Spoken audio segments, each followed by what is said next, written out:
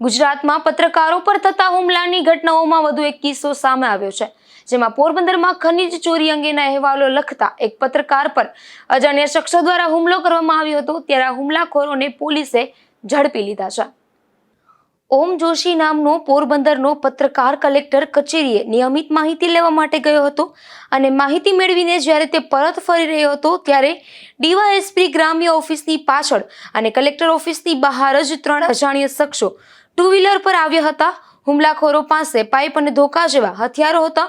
હુમલો કરતી વખતે આ શખ્સોએ તેને ધમકી આપી હતી અને હુમલો કરી પાઇપ વડે માર માર્યો હતો।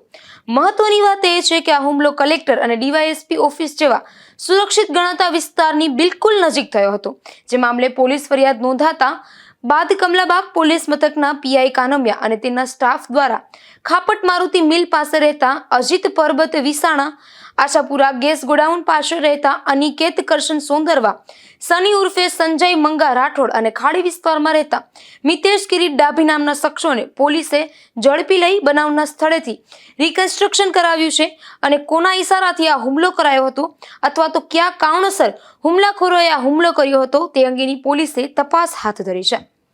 નિપુલ પોપટ સાથે અશોક થાનકી, ગુજરાત ન્યૂઝ, પોરબંદર।